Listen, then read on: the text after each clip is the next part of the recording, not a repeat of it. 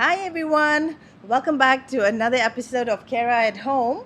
And today we have someone very special with us today, and that would be none other than my mom, Delia Alfonso, as some people know her, Auntie Philo, Philomena. So, yes.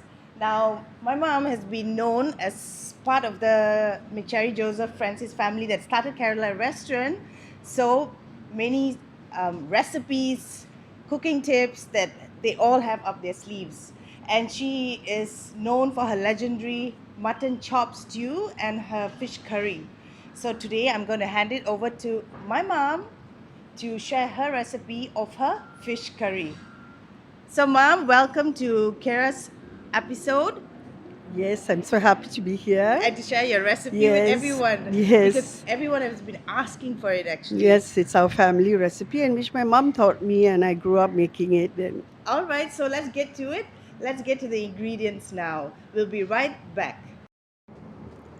I'm going to make a fish curry which was my mom's recipe and which I grew up eating as a young child, and it's our Kerala fish curry. What we need is of course fish, and for a proportion of the fish we have enough chili. Here I've got about 20-25 dried chilies, and we add to it a little bit of saffron powder, turmeric, and then we have the small cumin also we put about a teaspoon, and then we have coriander which we will put very little bit because my mom says in Kerala they don't use so much of coriander. So this is going to be ground to a fine paste before we make the fish curry. Making my Kerala fish curry, which my mom taught me and which I grew up eating. Okay, once we turn on the fire and make the pot hot. We pour in some coconut oil, say about 4 to 5 tablespoons of coconut oil. And then we wait for the oil to be nice and hot. Nice and hot. And when the oil is nice and hot, we throw in some mustard seeds.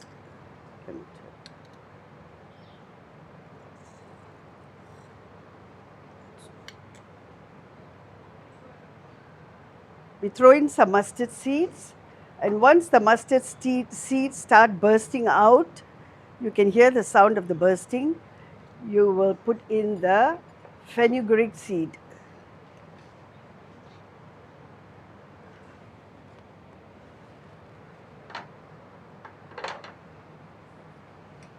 We put in again about a teaspoon of fenugreek, and we wait for the fenugreek also to just get entangled with the mustard and the oil and give out its fragrances. Once it's getting out the smell of the mustard and the fenugreek, we add in the sliced small shallots. These are the shallots that we are putting in, about 10 shallots. My mother was always very particular that we have small onions and not the big ones because the taste is different. We keep frying it until it's nice and fragrant and it comes out crispy and nice. And we also add in the julienned ginger, a small piece of julienned ginger.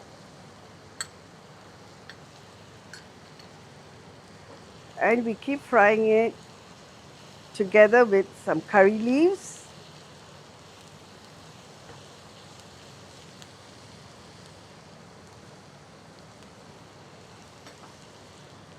And I can totally get the lovely fragrance of the fried mustard and fenugreek, the onions and ginger and the curry leaves with the coconut oil all infused together.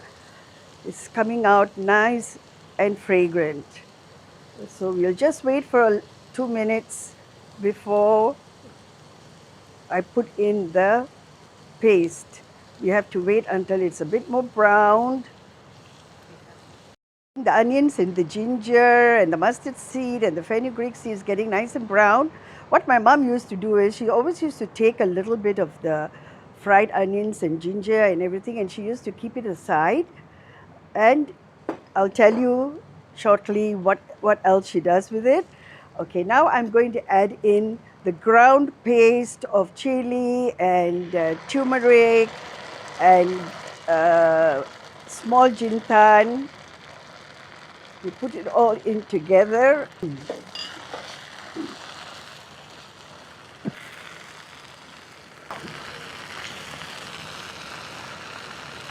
Stirring and cooking the chili paste and all the rest of the spices until the rawness of the chili, you can get the smell, the rawness of the chili goes, and it's really cooking nicely. And I need to add some of the water from the paste.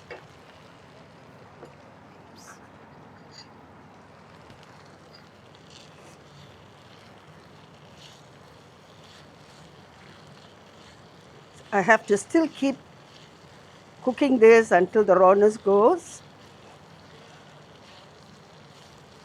for a while. Okay, now I'm adding in the ground paste, the water from the ground paste.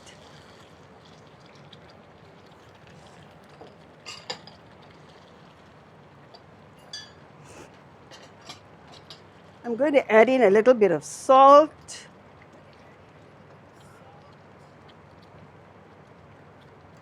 We'll just keep adding salt as we go along until the end, according to the taste. I'll add in some tomatoes, some freshly cut tomatoes. Normally we will put in maybe like one or maybe one tomato.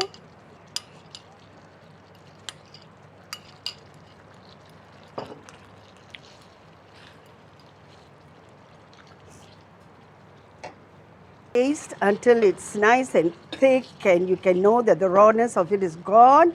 And we add in the tamarind juice, which we have added water and squeezed it out.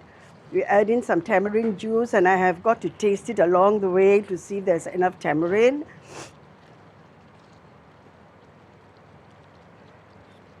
And I'll add in the fish at this point. After putting the tamarind, I'll add in the fish.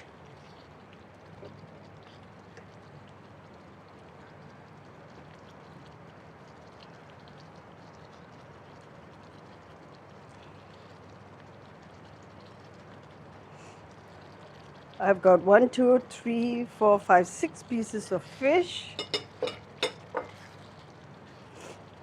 I'll keep cooking until the fish is slightly cooked. In a little bit of water to reduce the thickness and also to add more gravy to the fish curry. And I turn the fish to let it cook on both sides.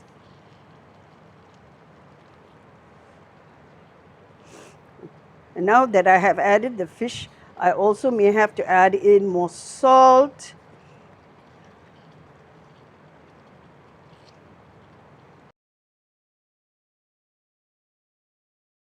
Cooked, I just added to taste, according to each one of you all, how much you all want, a bit more coconut milk, a bit more of tamarind juice to give it the taste that it's according to your taste.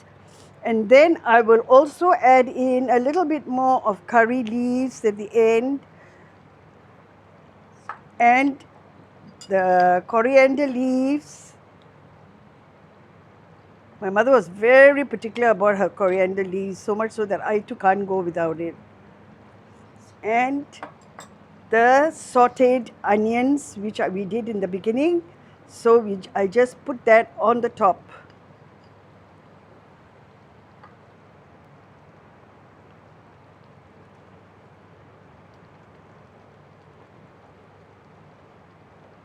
And voila, this is my mom's fish curry. Okay, we have to cook the fish for about 10 minutes and then we add in the coconut milk and the tamarind juice. And lastly, we add in the curry leaves and the coriander leaves. And here it is, my mom's Kerala fish curry. So, Mom, can I ask you a few questions now? What's your one memory as a child or as a teenager that's related to Kerala restaurant with regards to Apapa and Amama? I was not involved in the Kerala restaurant itself, but mom used to, there used to be sacks of dried chilies and coriander seeds in another sack that comes to the house, and I have to take off the heads of all the chilies and clean it and dry it in the sun.